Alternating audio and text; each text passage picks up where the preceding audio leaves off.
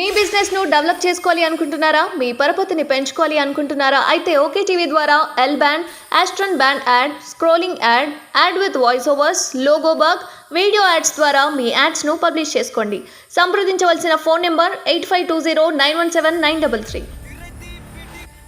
తెలంగాణ ప్రజలు చీకొడితే వైఎస్ షర్మిలపై మంత్రి రోజా ఘాటు వ్యాఖ్యలు.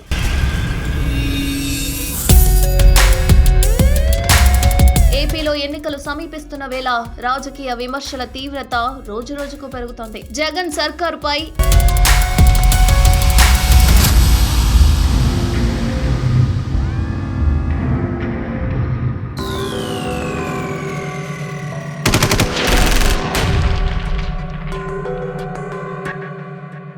ఏపీపీసీసీ చీఫ్ వైఎస్ షర్మిల చేస్తున్న విమర్శలకు ఏపీ మంత్రులు, వైసీపీ నేతలు కౌంటర్ ఇస్తున్నారు.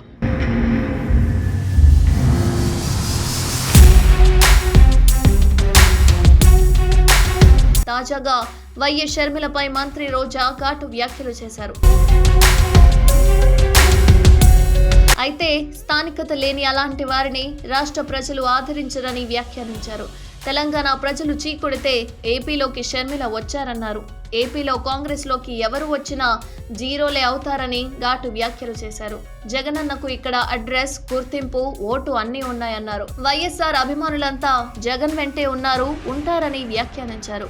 జగన్ పాలనపై రాష్ట్ర ప్రజలంతా సంతృప్తిగా ఉన్నారని, గతంలో ఎప్పుడూ లేని అభివృద్ధి రాష్ట్రంలో కనిపిస్తోందని మంత్రి రోజా వ్యాఖ్యానించారు. విజయవాడ నగరంలో అంబేద్కర్ భారీ విగ్రహం, బాపు మ్యూజియం, భవానీ ఐలాండ్ వంటి పర్యాటక ప్రాంతాలకు అభివృద్ధి చేశామన్నారు. రాజన్న బిడ్డగా ప్రజలకు రాజ్యం అందించే విషయంలో జగన్ కాంప్రమైజ్ కాలేదన్నారు.